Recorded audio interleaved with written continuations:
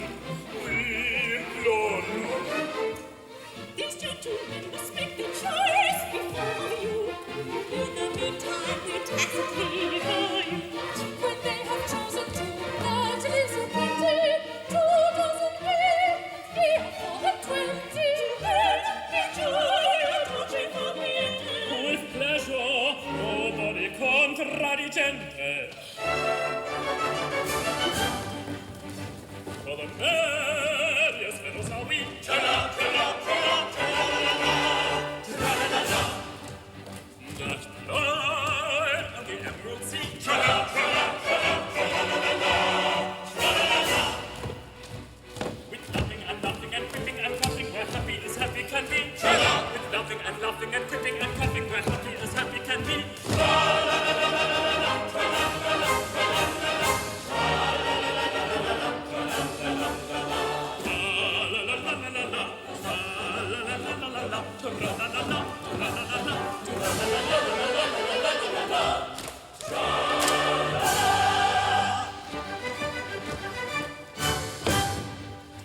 With sorrow, with nothing to do. Tra-la, tra-la, tra-la, tra-la-la-la-la, tra-la-la-la. And care is a thing to do. Tra-la, tra-la, tra-la, tra-la-la-la-la, tra-la-la-la. And a jealousy yellow, unfortunate fellow, we drown in the shimmering blue. Tra-la. And a jealousy yellow, unfortunate fellow, we drown in the shimmering blue. Tra-la-la-la-la-la-la, tra-la-la-la, tra-la-la-la, tra-la-la-la-la-la, tra-la-la-la-la-la,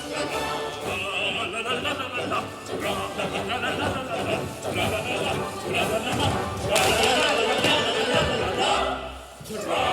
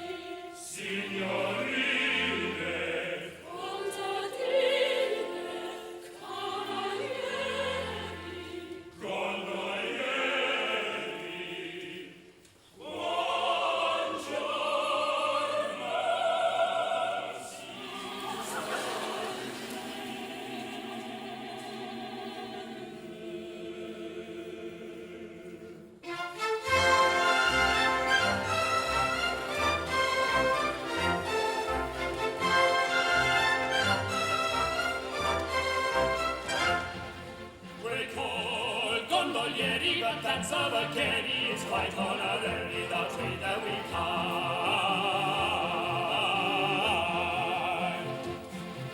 For gallantry noted since we were short-coated, to beauty devoted, Tamako and I.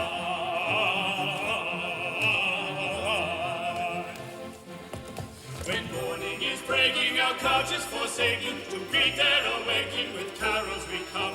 At summer days mooning, when wearied and gooning, our man we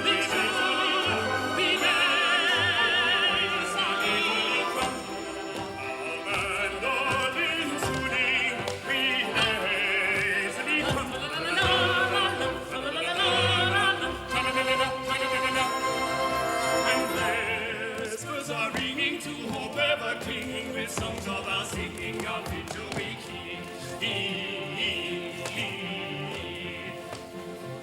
When daylight is fading, enwrapped in night shading, with soft serenading, we sing them to sleep. With soft serenading,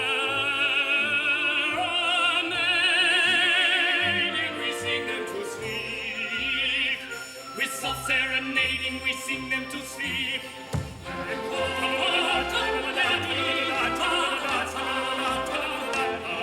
Gondolieri, gondolieri, ta-la-la-la-la, ta-la-la-la-la, gondolieri, gondolieri, ta-la-la-la-la, ta-la-la-la-la,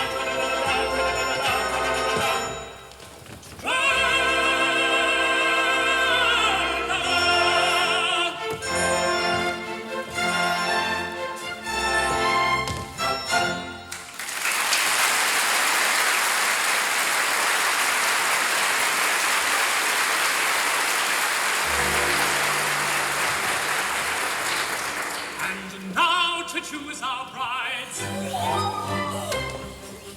As all are young and fair and amiable besides, we really do not care a preference to declare. A bias to disclose would be indelicate, and therefore we propose to let impartial fate select for us a mate. A bias to disclose would be indelicate.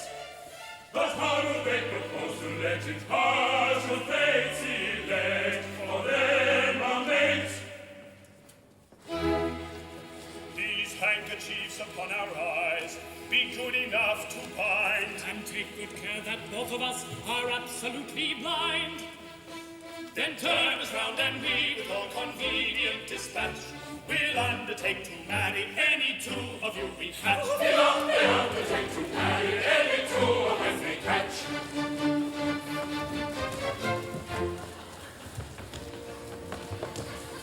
Are you peeping? Can you see me? Dark and keeping, dark and dreamy.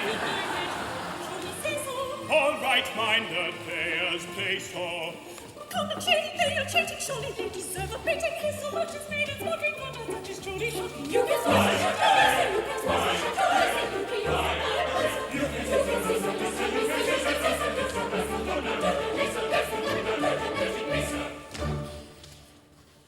my papa, he gives 3 horses, black and white and dappled grey. So turn 3 times and take your courses, catch whichever girl you may, sir.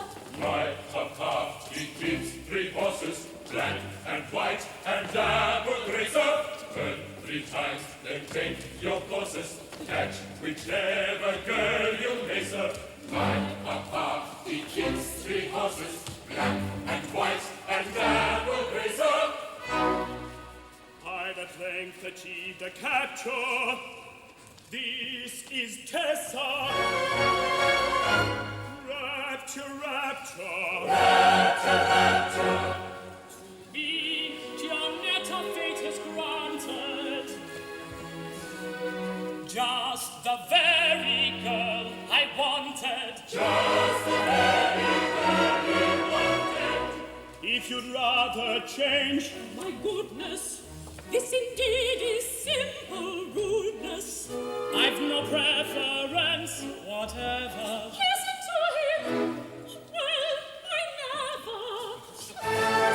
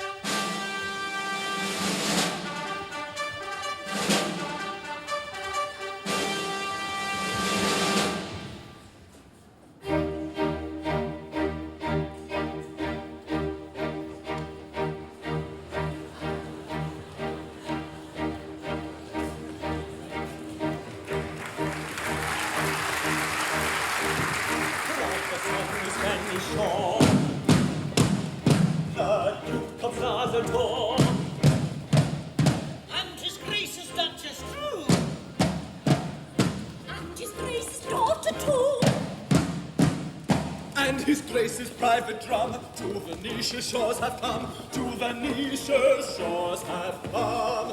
And if ever we get back to Spain, we will never cross the sea again. We will never cross the sea again.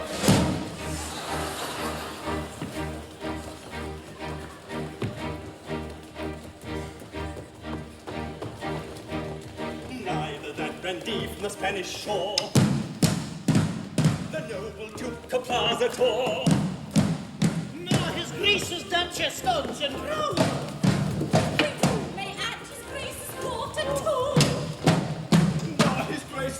Particular drum to Venetia's shores will come, to Venetia's shores will come. If ever we get back to Spain, we will never cross the sea again. We will never cross the sea again. We will never cross the sea again.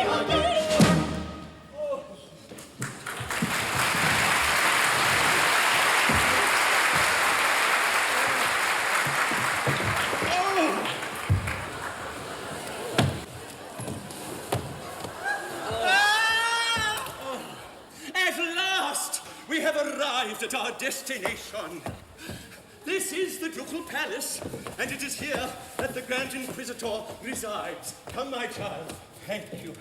Oh, as a Castilian hidalgo of the very highest degree, a product of many noble generations, the blood of which has always been of the very first water, I regret that I am unable to pay my state visit on a horse. It's enough to make a Venetian blind. As a Castilian hidalgo of that description, I should have preferred to ride through the streets of Venice, but owing, I presume, to an unusually wet season, the streets are in such a condition that equestrian exercise is impracticable. No matter, here is our suite. Your Grace, I'm here. Oh! Oh! Oh! Oh! Why do you not do yourself the honor to kneel when you address His Grace? My love, it is so small a matter. Still, you may as well do it. The young man seems to entertain but an imperfect appreciation of the respect due from a menial to a Castilian hidalgo. My child, you are hard upon our suite. Papa, I've no patience with the presumption of persons in his plebeian position. If he does not appreciate that position, let him be whipped until he does. Well, let us hope the omission was not intended as a slight. I should be much hurt if I thought it was. So would he. Where are the halberdiers who were to have had the honor of meeting us, that our visit to the Grand Inquisitor might be made in becoming state? Your Grace, the halberdiers are mercenary people who stipulated for a trifle on account. How tiresome! And the band? Where are the band who were to have had the honor of escorting us? I see no band. Your Grace, the band are sordid people who require to be paid in advance. That is so like a band. Insuperable difficulties meet me at every turn. But surely they know His Grace. Exactly. They know His Grace. Even a cornet pistol would be something. Do you happen to possess the accomplishment of tootling like a cornet pistol? Alas, no, Your Grace. But I can yodel. Yodel? I think little of that. We're not the Truck family singers. It would not help us in the least, Dalt. My child, our sweet feelings. Be so good as to ring the bell and inform the Grand Inquisitor that His Grace, the Duke of Plaza Toro, Count Matadoro, Baron Picadoro, And sweet. and the suite have arrived in Venice, and seek demand an audience. Your Grace has much to command. I felt sure of it. I felt sure of it. Now, my love, shall we tell her? Why not? You. You silly. My child, prepare yourself for a magnificent surprise. I have the agreeable duty to reveal to you a secret that should make you the happiest young lady in Venice. A secret? A secret which, for state reasons, it has been necessary to preserve for 20 years. When you were a prattling babe of 6 months old, you were married by proxy to no less a personage than the infant son and heir of His Majesty, the immeasurably wealthy King of Barataria. Married to the infant son of the King of Barataria? Was I consulted? No. And it was a most unpardonable liberty. Consider his extreme youth and forgive him. Shortly after the ceremony, that misguided monarch abandoned the creed of his forefathers and became a Fred Nile disciple of the most bigoted and persecuting type. The Grand Inquisitor, determined that this should not be perpetuated in Barataria, caused your smiling and unconscious husband to be stolen and brought here to Venice. A fortnight since, that disciple and his feverish Festival of Light followers followed the stock market crash and went to the bottom of the harbor. And we are here to ascertain the whereabouts of your husband and to hail you, our daughter, as Her Majesty, the reigning Queen of Barataria. Your Majesty.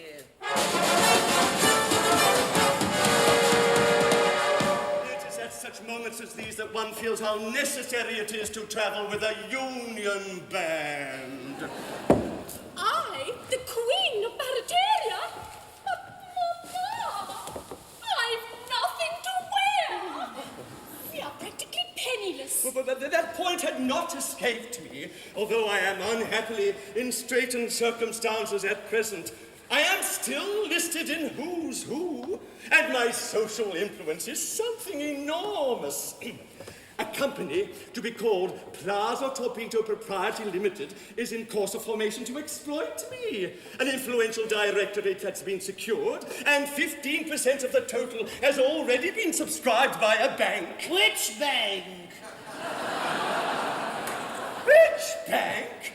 Why, ANZ, of course! As the Queen of Barataria, am I to understand that my father is being offered as a common share? My dear, your father is blue chip, very bullish and ripe for speculation. But it's so undignified, it's so degrading. A grandee of Spain turned into a public company. Such a thing was never heard of. My child, the Duke of Plaza Toro doesn't follow fashions. He leads them. He leads everybody. When he was in the army, he led his regiment. He occasionally led them into battle. He invariably led them out of it. In enterprise of martial kind, when there was any fighting, he led his regiment from behind. He found it less exciting. But when the way that regiment ran, his place was at the foro. That celebrated, cultivated, underrated nobleman, the Duke of Plaza Toro. In the first and foremost fight, ha-ha, you always found that night, ha-ha. That celebrated, cultivated, underrated nobleman, the Duke of Plaza Toro. To evade destruction's hand, to hide they all proceeded. A soldier in that gallant band hid half as well as he did. He lay concealed throughout the war and so preserved his boro. That unaffected, undetected, well-connected warrior, the Duke of Plaza Toro. In every doughty deed, he always took the lead. That unaffected, undetected, well-connected warrior, the Duke of Plaza Toro. Stop that bloody noise! When told that they would all be shot unless they left for service, that hero hesitated, not so marvelous his nervous. He sent his resignation in, the first of all his coro. That very knowing, overflowing, easygoing paladin of Plaza Toro. When men were close at play, he always showed the way. That very knowing, overflowing, easygoing paladin, the Duke of Plaza Toro. That very knowing, overflowing, easygoing paladin, the Duke of Plaza Toro.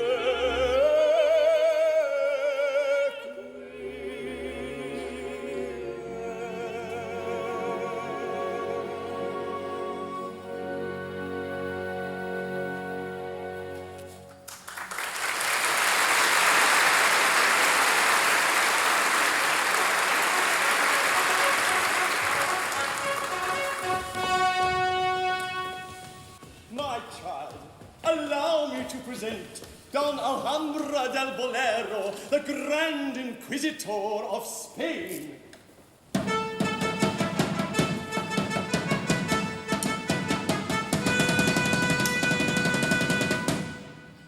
It was his distinction who so thoughtfully abstracted your infant husband and brought him here to Venice. Curva pericolosa. Tiene 10 metros de largo. So this is the little senorita who's been so unexpectedly called upon to assume the functions of royalty. And a very nice little senorita, too. Jimp, isn't she? Distinctly jimp, por favor.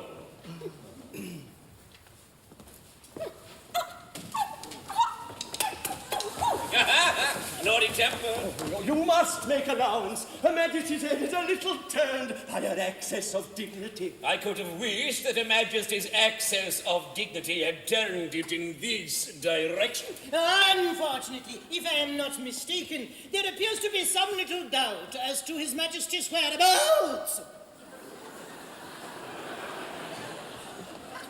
Have doubt as to his whereabouts, then we may yet be saved. A doubt? Quarter century ways. No doubt at all. He is here in Venice, plying the modest but picturesque calling of a gondolier. I can give you his address. Hey, I see him every day. In the entire annals of our history, there is absolutely no circumstance so entirely free from all manner of doubt of any kind, whatever. Listen, and I'll tell you all about it.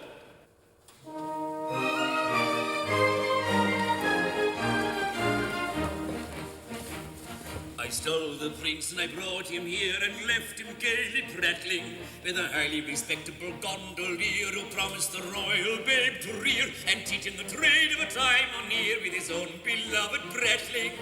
Both of the babes were strong and stout and considering all things clever. Of that there is no manner of doubt, no probable possible shadow of doubt, no possible doubt whatever. No possible doubt whatever.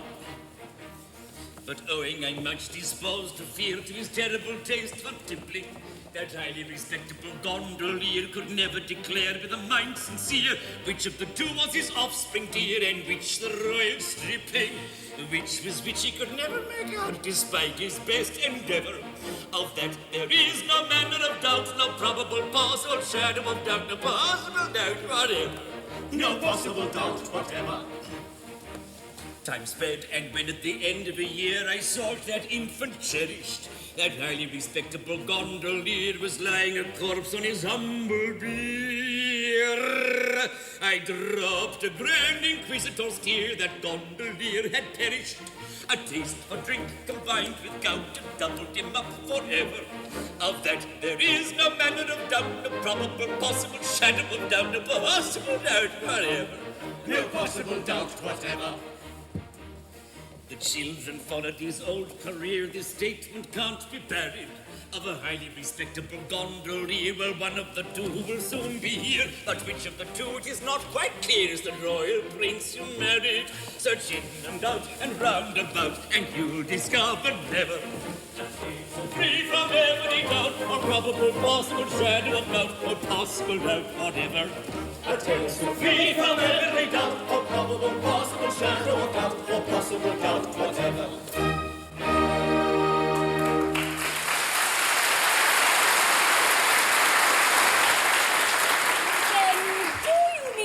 That I am married to one of two gondoliers, but it is impossible to say which. Without any doubt of any kind whatever. Oh. But be reassured.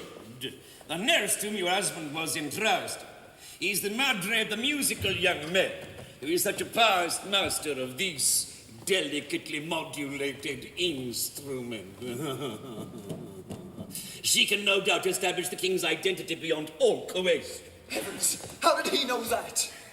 Madre Dios. My dear young friend, the Grand Inquisitor is always up to date. Miss Marjorie is at present the wife of a highly successful and already established brigand who carries on an extensive practice in the mountains around Cordova. Accompanied by two of my emissaries, he will set off at once for his Marjorie's address. She will return with them, and if she finds any difficulty in making up her mind, the persuasive influence of the torture chamber will jog her memory. But bless my heart, consider my position. I am the wife of one. It's very clear. But who can tell, except my intuition, which is the prince and which the gondolier? Submit to fate without unseemly wrangle. Such complications frequently occur. Life is one closely complicated tangle. Death is the only true unraveler. Try we lifelong, we can never straighten out life's tangled strain. Why should we in vain endeavor guess and guess and guess again? Life's a pudding full of plums. Care's a canker that benumbs. Life's a pudding full of plums. Care's a canker that benumbs. Wherefore waste the elocution of impossible solution? Life's a pleasant institution. Let us take it as it comes. Let us take it as it comes. Set aside the dull enigma. We shall guess it all too soon. Fill your brains of time of steel.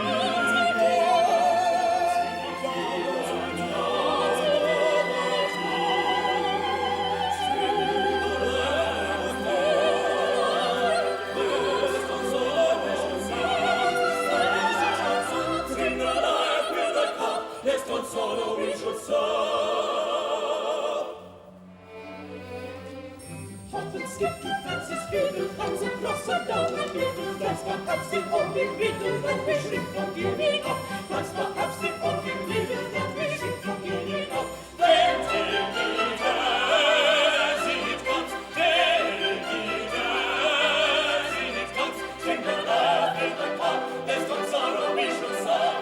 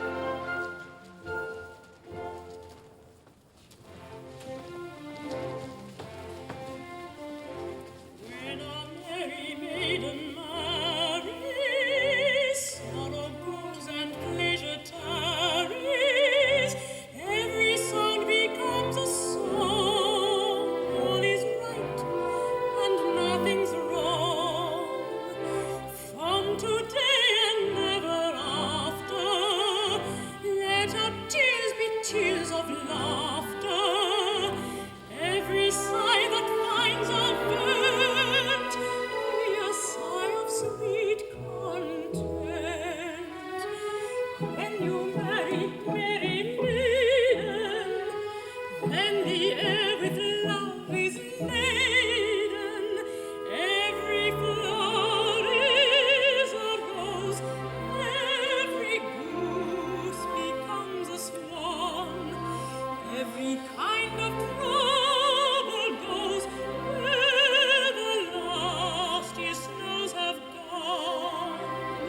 Sunlight takes the place of shade. When you marry,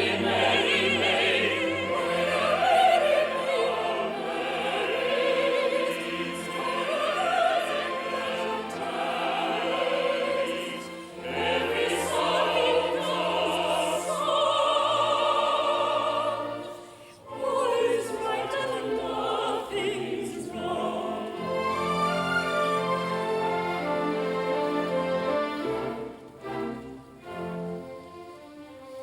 When a merry maiden marries, sorrow goes and pleasure tarries.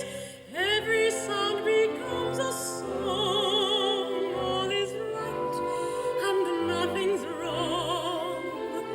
Gnawing care and aching sorrow, get ye gone until tomorrow.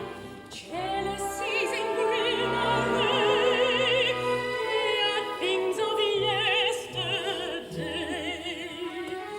When you marry, merry maiden, then the air with joy is laden. All the corners of the earth ring with music sweetly played. Worry is melodious mirth, grief is joy in masquerade. So the night is loving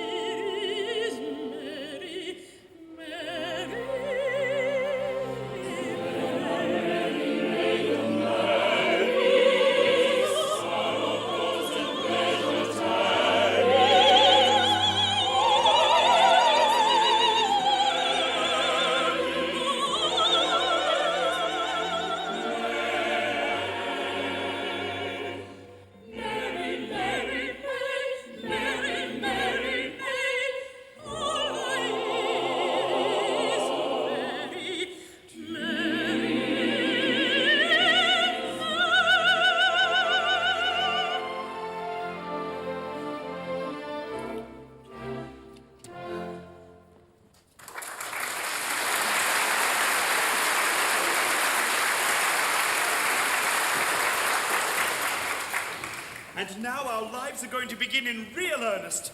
What's a bachelor? A mere nothing. He's a chrysalis. He can't be said to live. He exists.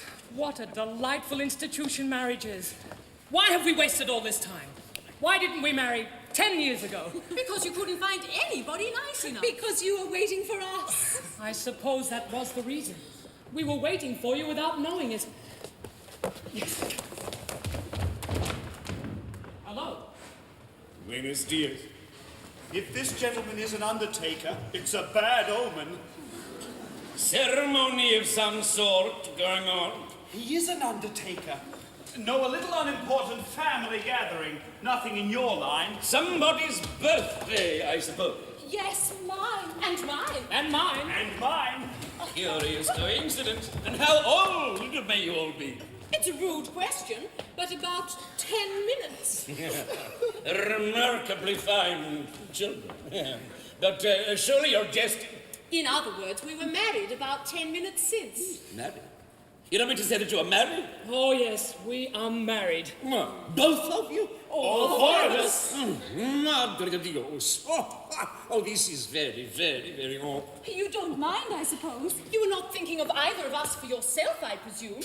Oh, Giuseppe, look at him. He was his heartbroken. No, I wasn't. Now, my man, we don't want anything in your line today, and if your curiosity's satisfied, you can go. You mustn't call me your man. Is liberty. I don't think you know who I am. Not we, indeed. We are jolly Gondoliers, the sons of Baptisto Palmieri, who led the last revolution. Republicans heart and soul, we hold all men to be equal. As we abhor oppression, we abhor kings. As we detest vainglory, we detest rank. As we despise effeminacy, we despise wealth. We are Venetian Gondoliers, your equals in everything except our calling, and in that at once your masters and your servants. Very, very unfortunate. One of you may be Baptisto's son for anything I know to the contrary, but the other is no less a personage than the only son of the late King of Berteri. What? And I trust it was that one who slapped me on the shoulder and called me his man. One of us a king? Not brothers. King of Berteri, who would have thought it? But which is it? What does it matter? As you're both Republicans and hold kings in detestation, of course you'll abdicate at once. Oh. Buenos dias. Oh, don't do that. Well, as to that, of course, there are kings and kings. When I say I detest kings, I mean bad. I detest bad kings. Aha, I see. It's a delicate distinction. Quite so. Now I can conceive a kind of king, an ideal king, a creature of my fancy, you know, who would be unobjectionable. A king, for instance, who would abolish taxes. And tax numbers. And fringe benefits tax. And make everything cheap. Except gondolas. And give a great many free entertainments to the gondoliers. Then have a fireworks on the harbour bridge and engage all the gondolas for the occasion. And scramble money on the Rialto among the gondoliers. Such a king would be a blessing to his people. And if I were a king, that is the sort of king I would be. And so would I. Come.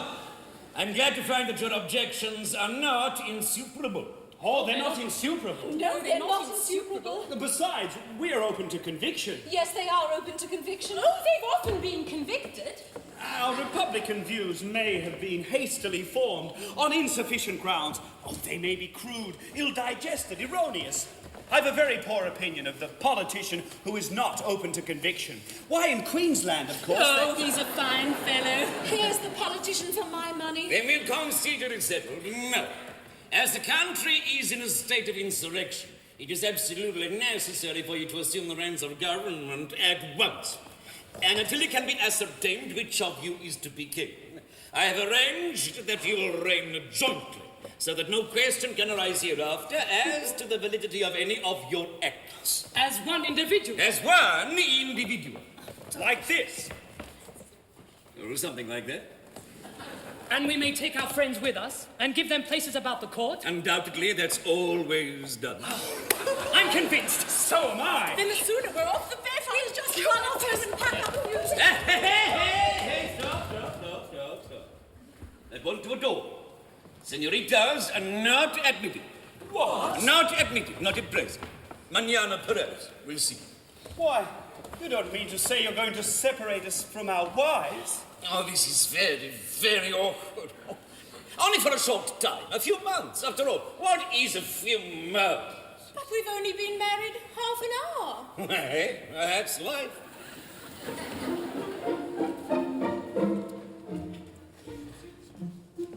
Kind sir, you cannot have the heart our lives to part from those to whom an hour ago we were united.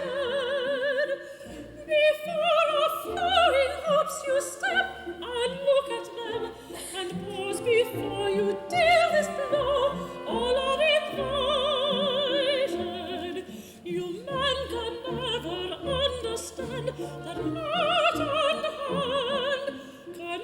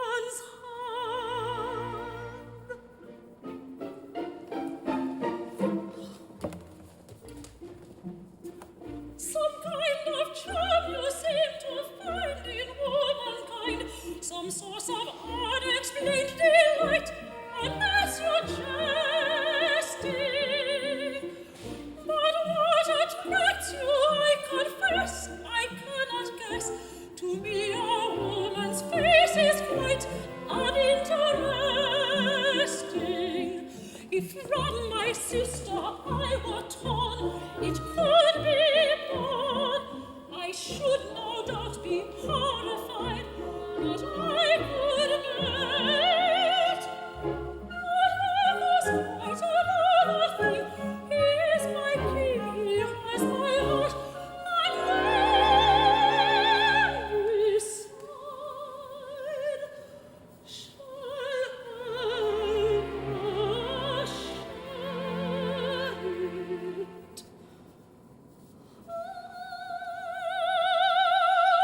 it. You men will never understand what woman's heart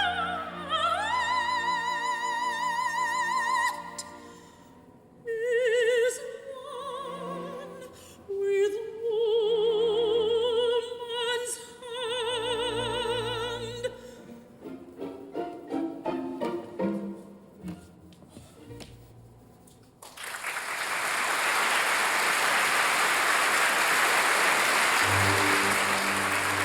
Do not give way to this uncalled for grief. Your separation will be very brief. To ascertain which is the king and which the other, to Barataria's court I'll bring his foster mother. Her former nursling to declare she'll be delighted. That's settled. Let each happy pair be reunited. Viva, his argument is strong. Viva, will not be parted long. Viva, it will be settled soon. Viva, then comes our honeymoon. Viva, viva, viva!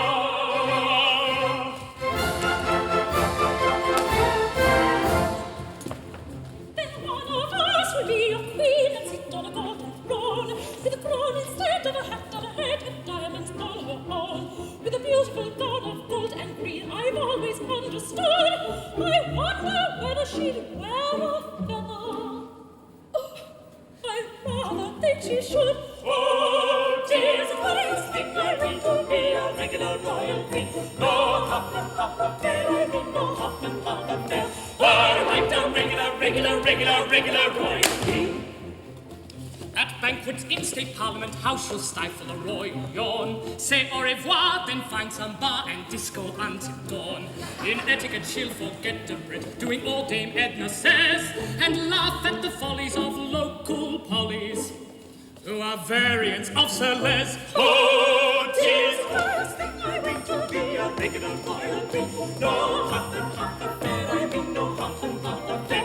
But right down regular royal queen. She'll count her luck at living in Buckingham Palace free of rent.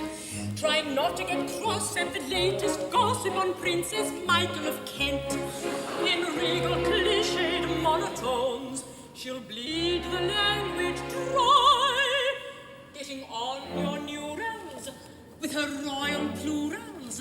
And of course, my husband and I. Oh, 'tis the first thing I read to be a regular royal queen. No hop and hop affair, I mean no hop and hop affair. But right down regular royal queen. And mothers in curlers reading the Women's Weekly on their town size. And a deep critiqueur for a figure like Fergie's or for a brain like Di's. And creatures coming from outer space will swear it's a Looney Tune. In Technicolor by Gilbert and Suller, Van mixed with Mills and Boone. Oh, 'tis the first thing I read to be a regular royal queen. No hop and hop affair, I mean no hop and hop affair. But right down regular royal queen. Oh, 'tis a glorious thing I read to be a regular royal queen. Right down regular royal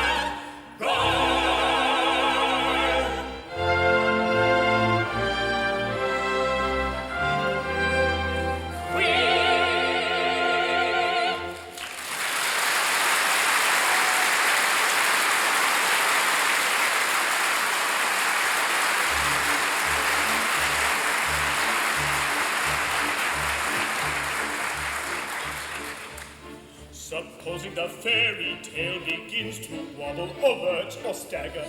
And the Princess of Wales careers off the rails. And runs off with Mick Jagger.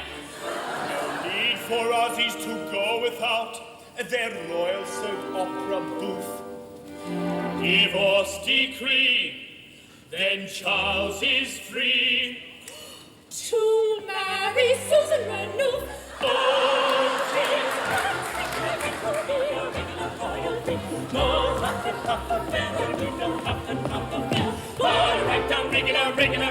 Regular royal bee. Oh, 'tis a glorious thing I read to be a regular royal bee. A right down regular royal,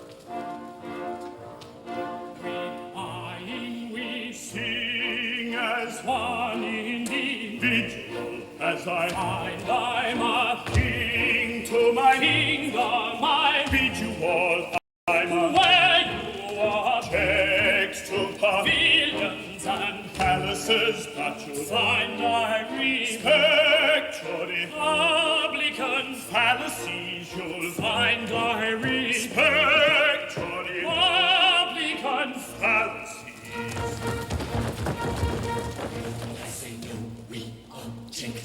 to pavilions and palaces. How can they respect our republican values? For everyone who feels inclined, some post we undertake to find congenial with its frame of mind, and all shall equal be. The Chancellor in his Peru, the Earl, the Marquis, and the Duke, the groom, the butler, and the cook, they all shall equal be. The aristocrat who banks with cooks, the aristocrat who hunts and shoots, the aristocrat who cleans our boots, they all shall equal be. The noble lord who rules the state, the noble lord who cleans the plate, Noble lord who scrubs the grate, they all shall equal be.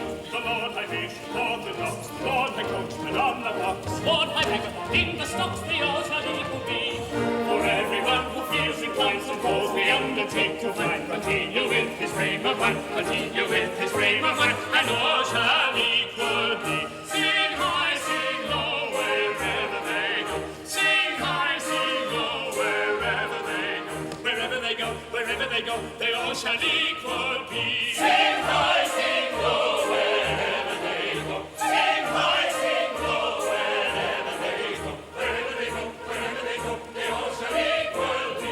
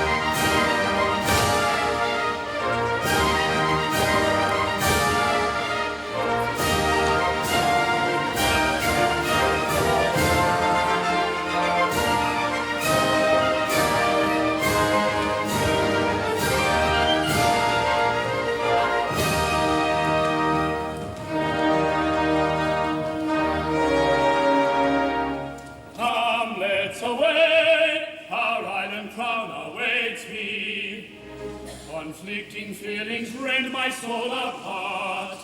The thought of royal dignity elates me. But leaving thee behind me breaks my heart.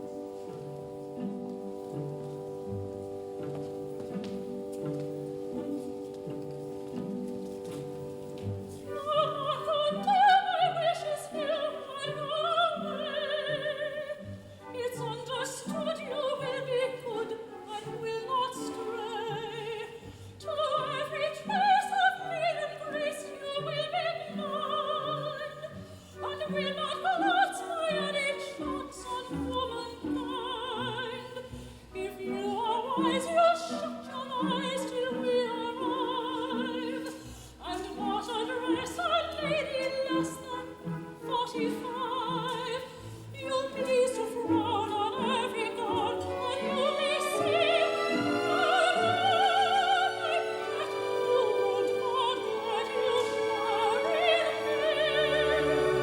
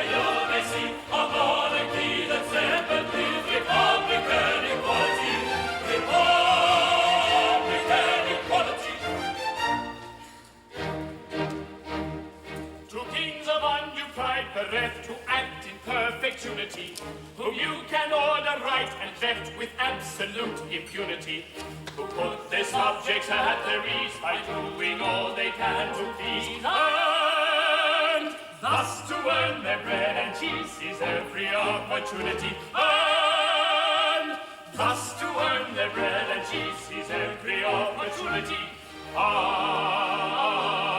We act in perfect unity. We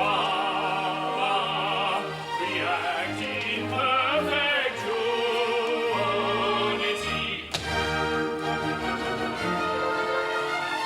Of happiness the day is regarded where you may see a monarchy that's tempered with republican equality. Republican equality, tempered with equality. Gentlemen, we are much obliged to you for your expressions of satisfaction and good feeling. You cheated! You liar! I say, we are much obliged to you for your expressions of satisfaction and good feeling. We heard you. We are delighted at any time to fall in with sentiments so charmingly expressed. That's right.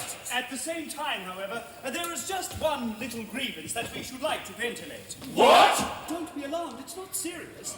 It is arranged that, until it is decided which of us two is the actual king, we are to act as one person. Exactly. Now, although we act as one person, we are in point of fact two persons. I don't think we can go into that. It is a legal fiction. And legal fictions are solemn things. Situated as we are, we can't recognize two independent responsibilities. No, but you can recognize two independent appetites. Oh, it's all very well to say we act as one person, but when you only supply us with one ration between us, I should describe it as a legal fiction carried a little too far. It's rather a nice point. I don't like to express an opinion offhand. Suppose we reserve it for argument before the full court. Yes, but what are we to do in the meantime? We want our tea. Oh, over here, boys. It seems we have a problem. What's about some better tea?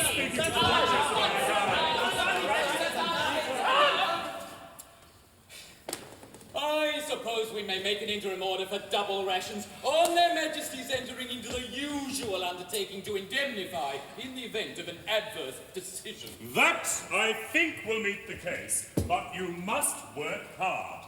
Stick to it. Nothing succeeds like hard work, privatization, and a good dose of user-pays philosophy. Oh, certainly. We quite understand that the man who holds a magnificent position of king should do something to justify it. We are called Your Majesty. We are allowed to buy ourselves magnificent clothes. Our subjects frequently nod to us in the streets. The sentries always return our salutes. And we are to enjoy the inestimable privilege of heading the subscription lists of all the principal charities. In return for these advantages, the least we can do is make ourselves useful about the palace.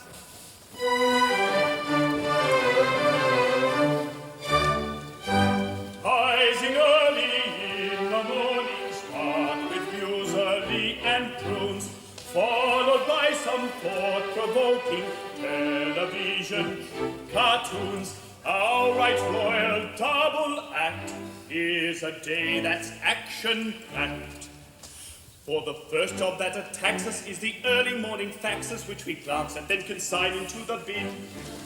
While the next things that are checked are daily doubles and trifectas, and the favorite for a place or else to win. Then we toddle into town for morning tea, making sure at first we pass the TAB. After that, it's back to image-making chores, and the daily dose of talkback with John Laws. Then we check up with the Herald, who's been done in by Fitzgerald, ticking off the politicians as they come under a cloud. What's the daily demonstration about cuts in education, as we wave at all the regulars who come with rent a crowd? Next, we try not to connive at opportunities to privatize the public sector services and flog their real estate. But when it comes to grabbing it, just like the Queensland Cabinet, we fiddle out expenses like a Minister of State. Oh, the tabloid press may sing of the troubles of a king, selling off the public services at current going rate. But like others of high station, it's a full-time occupation, as we fiddle out expenses like a minister of state. Oh, philosophers may sing of the troubles of a king, but the duties are delightful and the privileges great. But the privilege and pleasure of the treasury are vain, to run little ends for the ministers of state.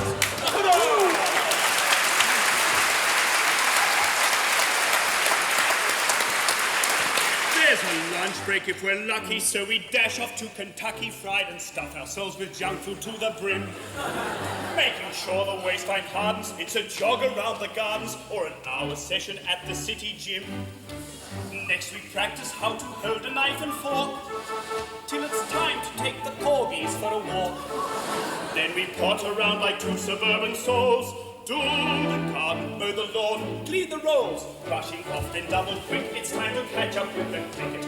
Tuning in to find the Windies with another mammoth score, while the Aussie players hanker for a series with Sri Lanka or a match against the Vatican, which probably they draw.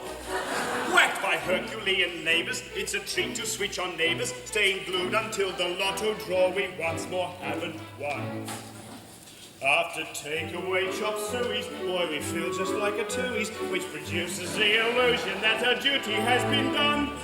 Oh, philosophers may sing of the troubles of a king, but the troubles are divided when there's two as number one. Any king will swear it's twoies, always better for a twoies, which produces the illusion that our duty has been done.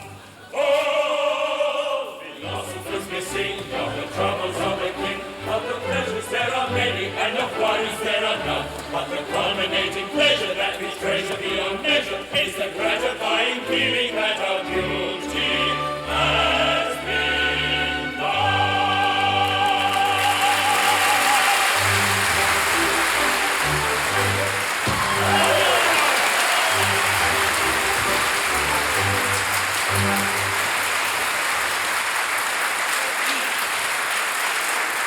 Yet it really is a very pleasant existence. They're all so singularly kind and considerate. You never find them wanting to do this or wanting to do that or saying, it's my turn now. No, they let us have all the fun to ourselves and never seem to grudge it. Makes one feel quite selfish. Almost like taking advantage of their good nature. How nice they were about the double rations. Most considerate. There's only one thing lacking to make our lives thoroughly comfortable. And that is? The dear little wives we left behind us 3 months ago. Oh, yes. It is so very dull without female society. We can do without anything, but we can't do without that. And if we have that in perfection, we have everything. There is only one recipe for perfect happiness.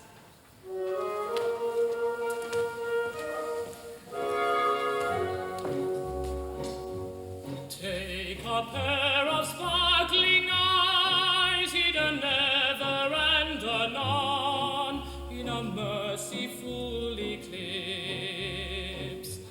Do not heed their mild surprise, having passed the Rubicon. Take a pair of rosy lips. Take a figure trimly planned, such as admiration words. Be particular in this. Take a tender little hand, fringed with dainty fingerets. Press it, in parenthesis. Take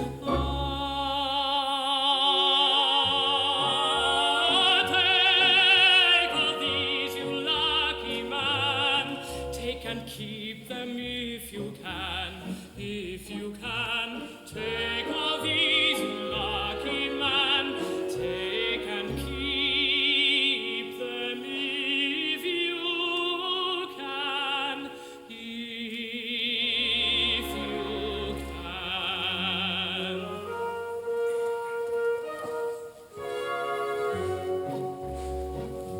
Take a pretty little cot, quite a miniature affair, hung about with rarest pine.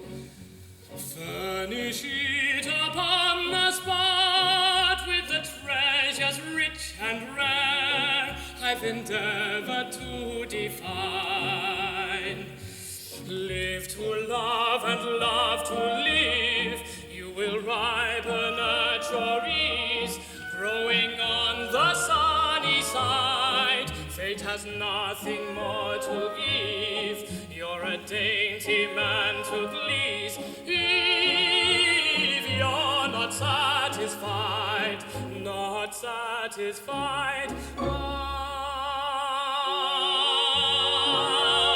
take my counsel, happy man, act upon it if you can, take my counsel, happy man, act upon it if you can,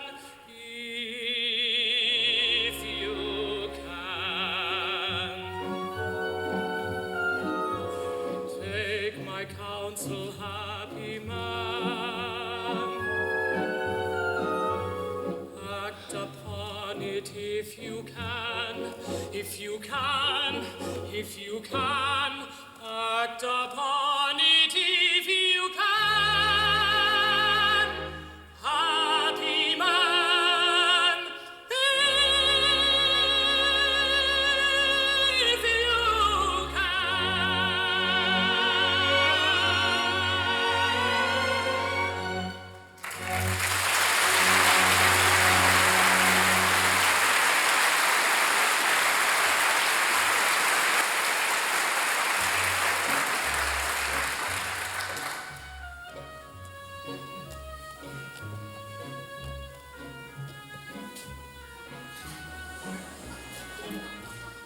take my counsel, happy man, act upon it if you can,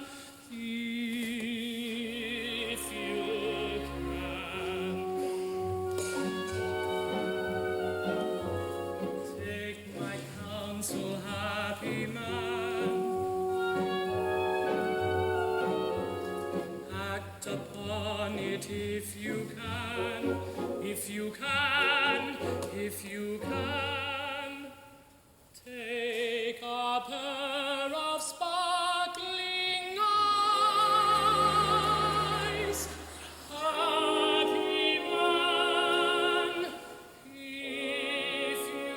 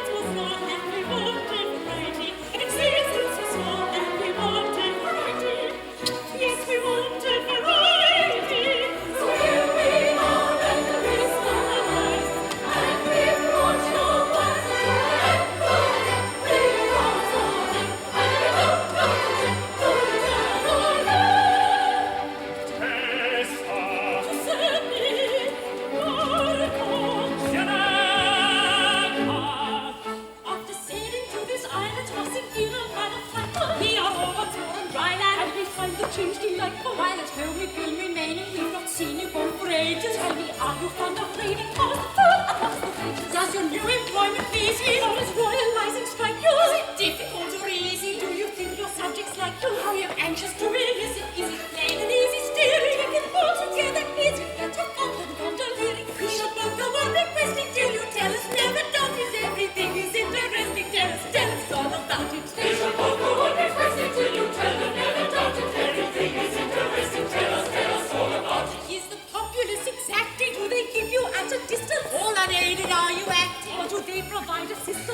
busy have you got to get up early in the morning? If you do what you ought not to do, give the usual warning. With a horse do they equip you, lots of trumpeting and drumming. Do the royal tradesmen tip you? Ain't the livery become? Does your human being feed on everything that nice is? They give you wine for dinner, peaches, sugar, plums, and ices. You shall not go on requesting till you tell us. Never doubt it, everything is interesting. Tell us all about it. You shall not go on requesting till you tell us. Never doubt it, everything is interesting. Tell us all about it. We shall not go on requesting till you tell us. Never doubt it, everything is interesting. Tell us all about it. Everything is interesting. Tell us all about it. Everything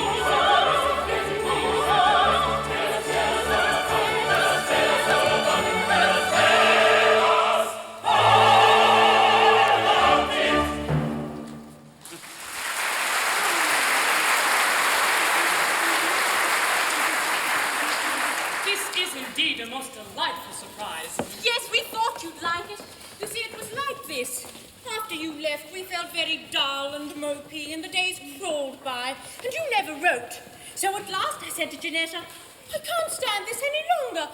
Those two poor monarchs haven't got anybody to mend their stockings or sew on their buttons or patch their clothes. At least I hope they haven't. Let us pack up a change and go and see how they're getting along. And she said done, and they all said done, and we asked old Jacopo to lend us his boat, and he said done, and we've crossed the sea, and thank goodness that's done. And here we are, and I've done. And now, which of you is to be king, and which of us is queen? Well, that we shan't know until the nurse turns up. But never mind that. The question is, how shall we celebrate the commencement of our honeymoon? Gentlemen, will you allow us to offer you a magnificent banquet? We will! Ladies, what would you say to a dance? Oh, banquet and a dance. Oh, it's too much happiness.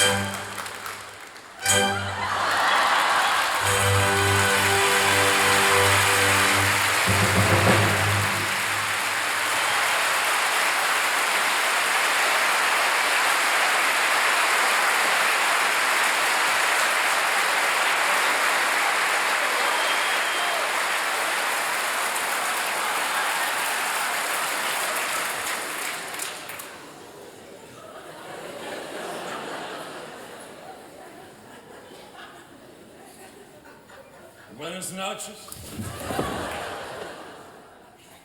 Mardi Gras ball?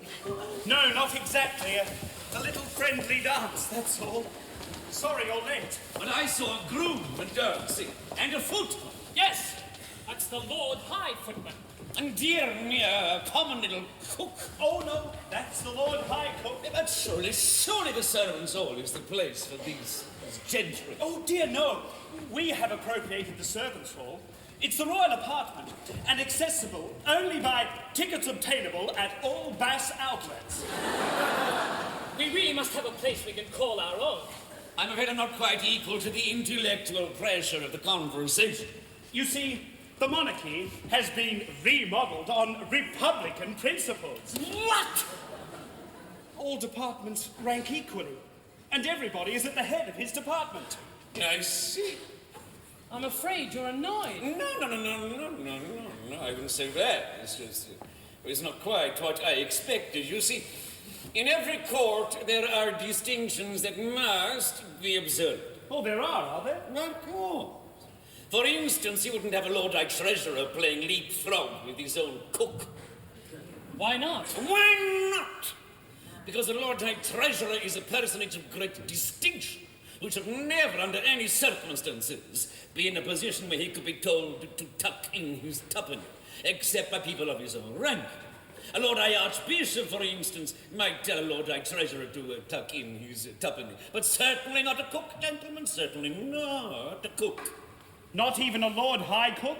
Amigo mio, that is rank that is not recognized in the Chamberlain's office. No. It won't do.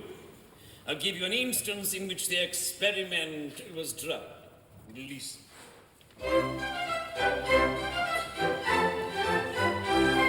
There lived a king, as I've been told, in the wonder-working days of old, when hearts were twice as good as gold and 20 times as mellow.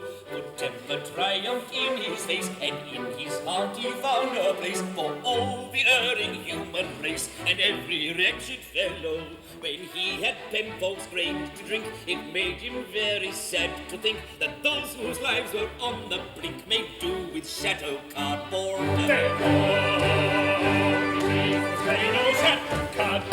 Here is a man as rich as he, so he imposes strange decree that all his cronies now should be the well-paid avant-garde horde. Now that's the kind of king for me. He wished all men as rich as he, so every hanger-on could be that well-paid avant-garde horde. Ex-ministers in sad eclipse indulge their taste for first-class trips, with Qantas board directorships, complete with media snow jobs. Consultancies were shopped in bales to party men and silver tails. Ex-premiers of New South Wales got CSIRO jobs, and High Court judges were akin to union bosses, out to win more perks than there are starters in the Sydney-Hobart yacht race. That starters in the Sydney-Hobart yacht race. Then Gough and Malcolm Fraser scored. The drover's dog got his reward. Integrity went overboard. Good faith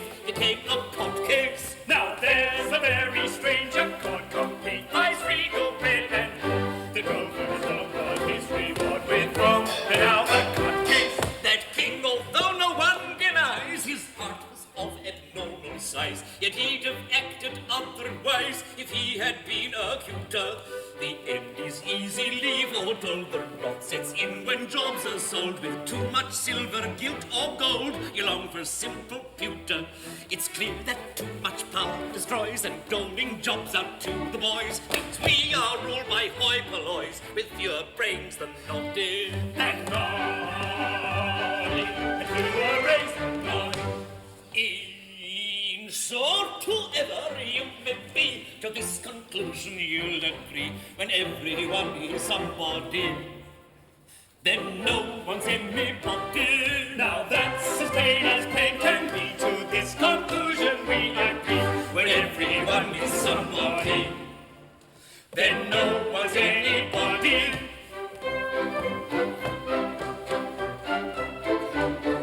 When everyone is somebody, then no one's anybody.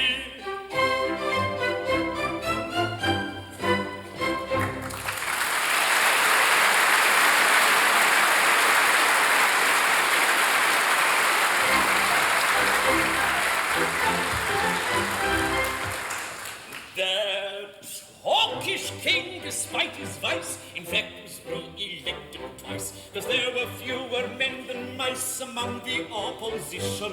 That hardly makes it less perverse, this endless golden handshakers, supporting from the public purse another politician. In Paraguay or Ecuador, the peasants may say, si, senor, but we should not be falling for that parliamentary club trick. Support the parliamentary club trick. When carving loot up with your mate has reached this sad and sorry state, then we become a second-rate banana republic. We must agree without debate these shocking ways to help your mate. Approve that we're a second-rate banana republic.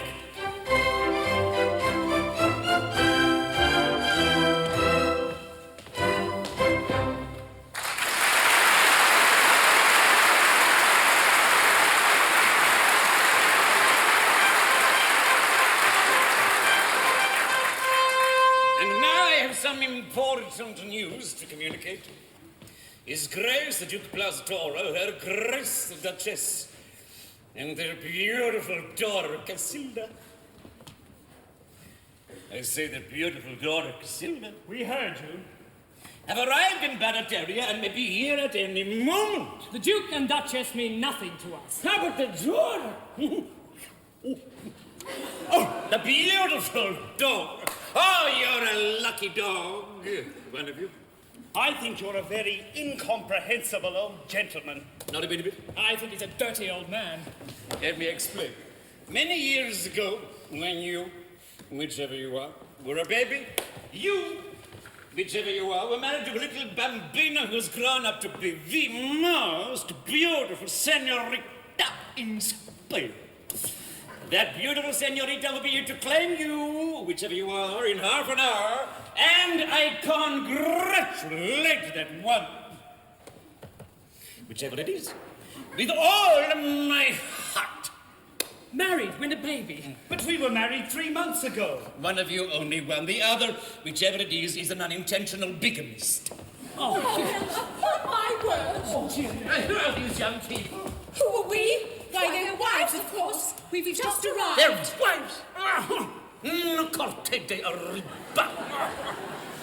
This is extremely awkward. Oh, dear, what will Her Majesty say? Do you mean to tell me that one of these two monarchs was already married, and that neither of us will be a queen? That is the idea I intended to convey.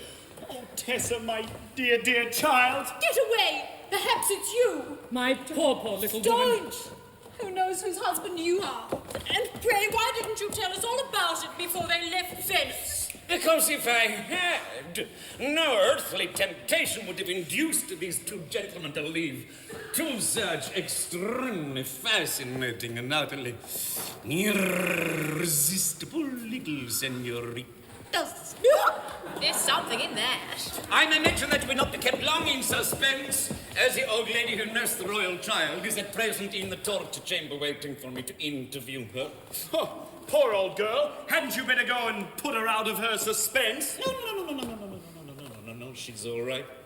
Well, she's strapped to a chair watching Perfect Match. How I shall go and interrogate her, but in the meantime, may I stress the absolute propriety of your considering yourselves as single young senoritas. Yes. Well, here's a pleasant situation. Delightful. One of us is married to two young ladies, nobody knows which. The other is married to one young lady whom nobody can identify. And one of us is married to one of you, and the other is married to nobody. But which of you is married to which of us? And what's to become of the other? Oh, it's quite simple. Observe. 2 husbands have managed to acquire 3 wives. 3 wives, 2 husbands. Now that's 2/3 of a husband to each wife. Oh, Mount Vesuvius, here we are in arithmetic. My good sir, one can't marry a vulgar fraction. We are getting rather mixed. The situation is entangled. Let's try and comb it out.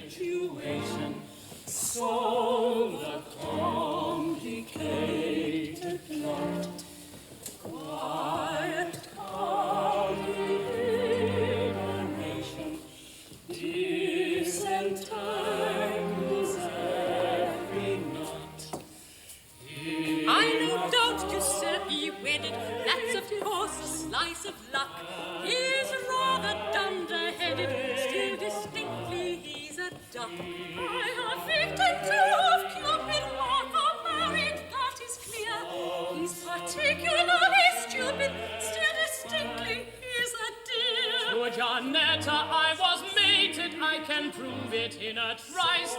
Though her charms are overrated, still I own she's rather nice. I to Tessa willy-nilly, all at once a victim fell. She is what is called a silly, still she answers pretty well. She's a silly, still she answers pretty well. Now when we were pretty babies, someone married us, that's clear. And if I can catch her, I'll pinch her and scratch her and send her away with a fleer. If that young lady married to deceive her can't refuse. If I overtake her, I warrant I'll make her to shake in her aristocratic. If she married her to Scipio and he would have to part. If I have to do it, I warrant you rue it. I'll teach her to marry the man of my heart. If she married Messer Marco, You're a spinster. No matter, if I can get her, I daughter for mother-in-law again. If I can I was made for my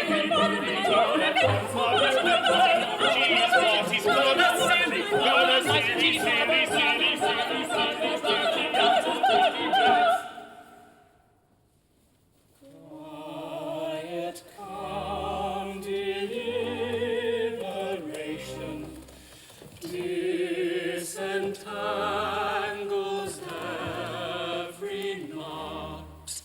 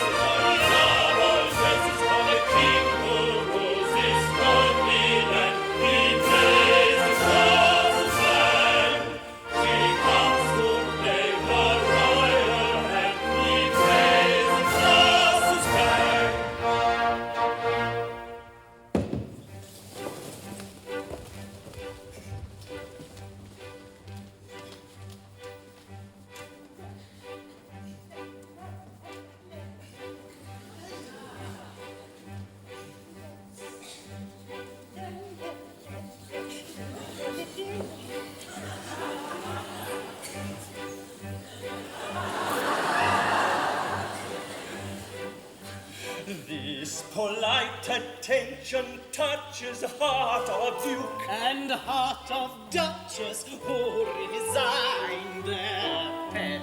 with profound regret. She of beauty was a model. When a tiny tiddle toddle and at 21 She's excelled by none. at 21 She's excelled by none at 21. she's excelled by none. She comes to claim the royal hand.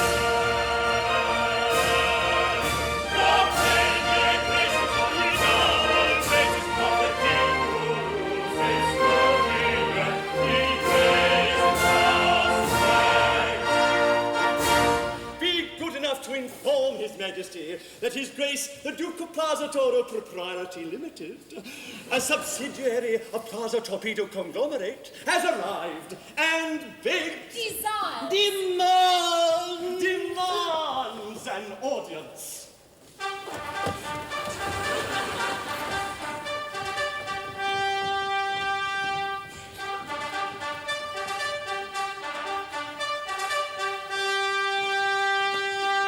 My child, prepare to receive the husband to whom you were united under such interesting and romantic circumstances. But, Papa, which is it? There are two of them. Well, it is true that at present His Majesty is a double gentleman, but as soon as the circumstances of his marriage are ascertained, he will, ipso facto, boil down to a single gentleman, thus presenting a unique example of an individual who becomes a single man and a married man by the same operations.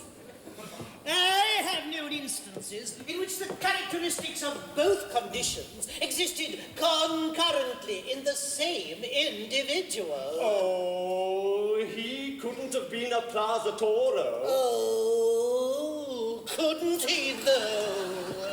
Well, whatever happens, I shall of course be a dutiful wife, but I could never love my husband. Oh, I don't know. It's extraordinary what unprepossessing people one can love if one gives one's mind to it. Oh, I loved your father. My love, that remark is a little hard, I think. Rather cruel, perhaps. Somewhat uncalled for, I venture to believe. It was very difficult, my dear. But I said to myself, that man is a duke, and I will love him. Several of my relations bet me I couldn't, but I did. Desperately.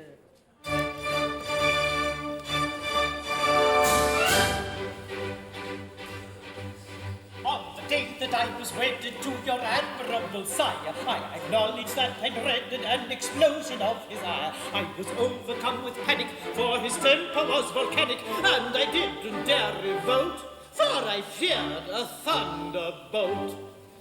I was always very wary, for his fury was ecstatic, his refined vocabulary most unpleasantly emphatic. To the thunder of this Tartar, I went under like a martyr. When intensely he was fuming, I was gently unassuming. When reviling me completely, I was smiling very sweetly. I was smiling very sweetly, very sweetly. Giving him the very best and getting back the very worst. That is how I tried to tame your great progenitor at first. Giving him the very best and getting back the very worst. That is how I tried to tame your great progenitor at first.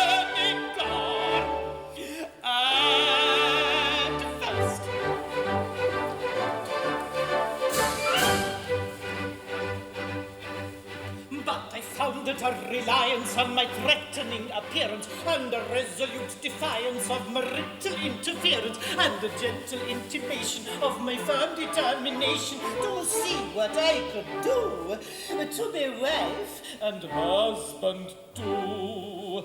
Was the only thing required for to make his temper supple, and you couldn't have desired a more reciprocating couple, ever willing to be wooing.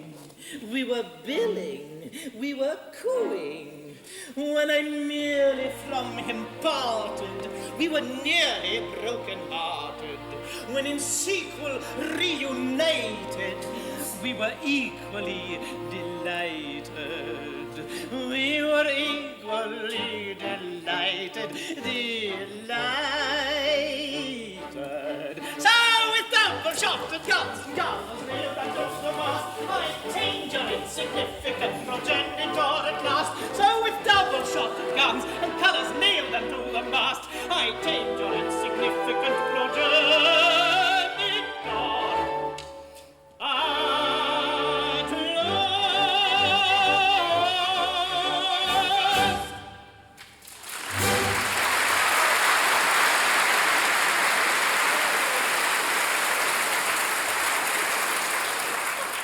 Mamma, my only hope is that when my husband sees what a shady family he has married into, he will repudiate the contract altogether. Shady? A nobleman shady, who is blazing in the luster of plastic cash from every outlet? What a silly thing mean to say, and this just as I am floated at a premium. Surely your majesty is aware that as soon as your father was publicly floated, he was constantly in demand, increasing his face value immensely and making him rather flush. My child, no worries, we're in the money now, and very influential. Let us tell you how it is done. To help unhappy commoners and add to their enjoyment, affords a man of noble rank congenial employment. Of our attempts we offer you examples illustrative. The work is light, and I may add, it's most remunerative.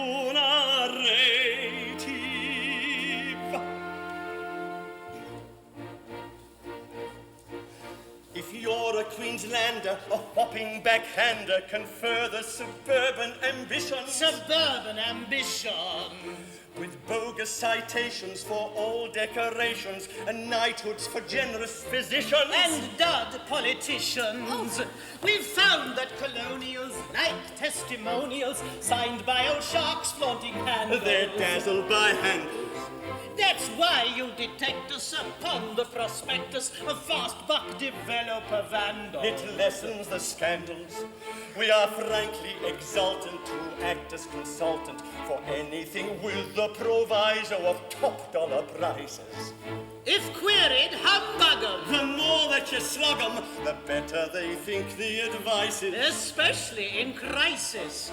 In case of eruption with planning obstruction, an envelope stuffed full of money in proper amounts all ensure circumventions for building extensions at 50% of the payoff that's given to council.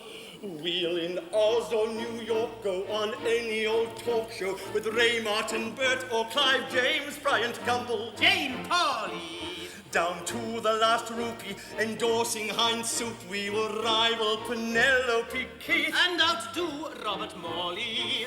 I'll make an appearance at David Jones' clearance or dine in the officers' mess of whatever militia.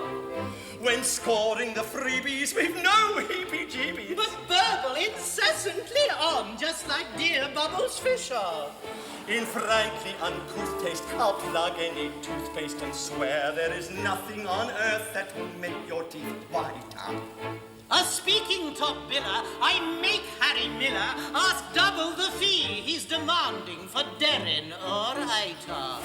To hire a trailer, or else dial a sailor. For maximum media coverage, we are the Ants Pants. And should we go grey, good old Bondi will pay for our Channel 9 special hair transplants. They've all got hair transplants. Yes.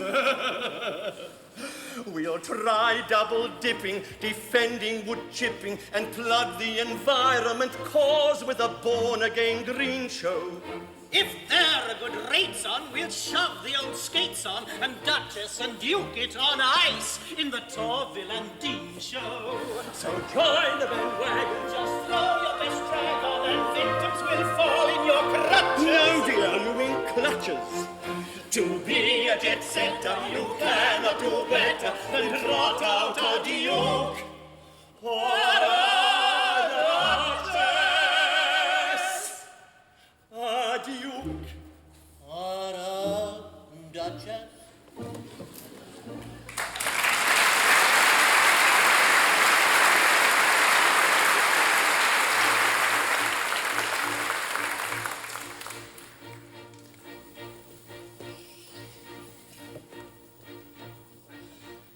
Naturally willing to make a swift killing from herds of young studs who are chasing battalions of blonde bombs. When making connection, they get best protection with Plaza Torpedo brand condoms. There's a gold mine in condoms. So join the bandwagon, just throw your best drag on, and victims will fall in your clutches. No dear, you mean clutches. To be a jet setter, you cannot do better than to brought out a duke.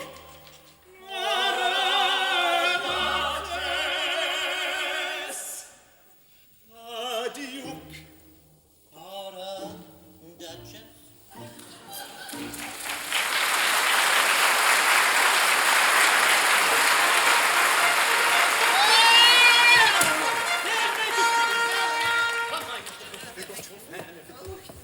Your Majesty. Your Majesty. The Duke of Plaza Toro, I believe. The same. Allow me to introduce the young lady one of us married.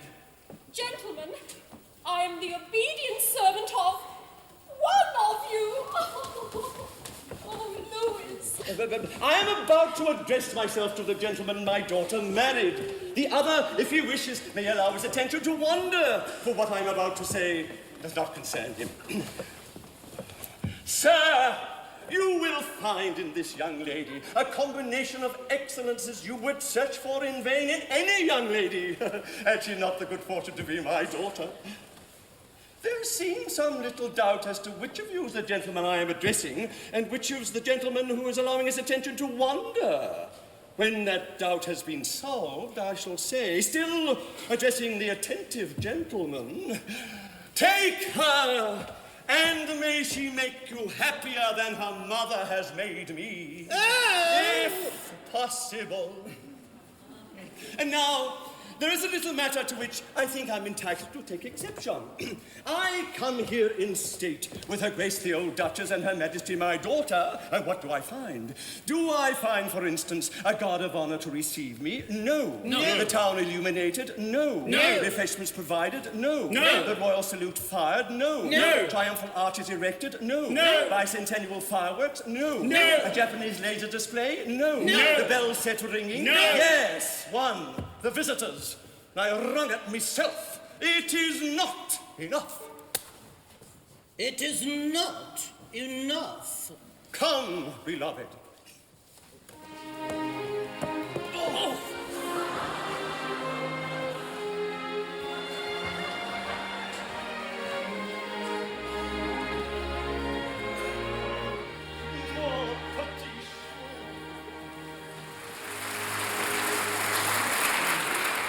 The old birds have gone away and left the young chickens together. That's called tact. It's very awkward. We really ought to tell her how we're situated. It's not fair to the girl. Then why don't you do it? I'd rather not. You. I don't know what to say. Madam, that is several of us. Gentlemen, I am bound to listen to you, but it is only fair to tell you that, not knowing I was married in infancy, I'm head over heels in love with somebody else. Our case, exactly. We are head over heels in love with somebody else. In point of fact, with our wives. Your wives? Then you are married. It's not our fault. We knew nothing about it. We are sisters in misfortune. My good girls, I don't blame you. Only before we go any further, I think we should arrive at some satisfactory arrangement, or we're going to get hopelessly complicated. Here is a case unprecedented, here a king and queen is born. Ever since marriage was first invented, never was known a case so hard. I may be said to have been bisected by profound catastrophe. Through a calamity unexpected, indivisible into three. I may be said to have been bisected. Indivisible into three. Through a calamity, I'm divisible into three. A marvelous song, how do you go? Marriage is state of unity. When excellent husbands are bisected, twice indivisible into three. Oh, marvelous song, how do you go? Marriage is state of unity. Marvelous song, how can you go? Marriage is state of unity. Marvelous song.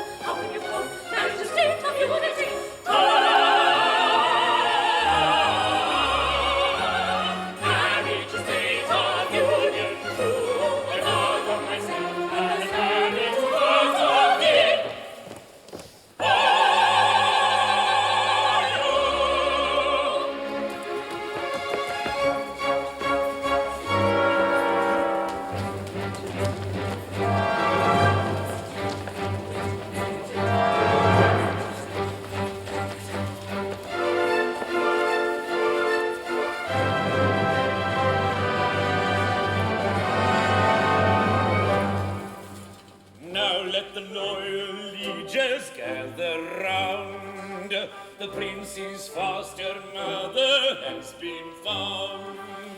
She will declare to silver clarion sound the rightful king. Let him forthwith be crowned.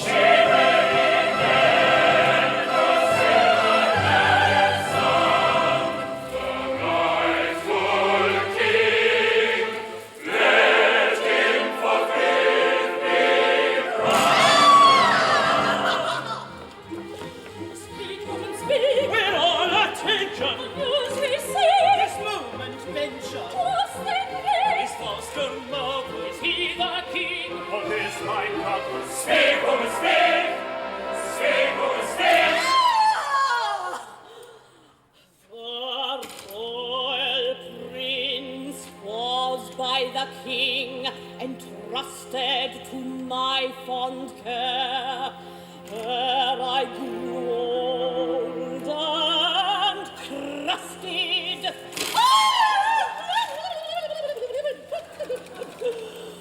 When traitors came to steal his son, reputed my own small boy, I deftly substituted.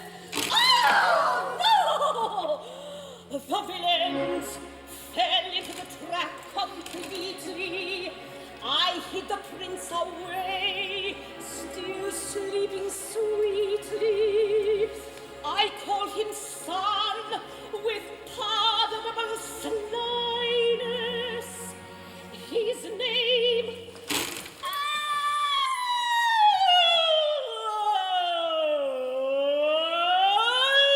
Louis. Behold his royal highness.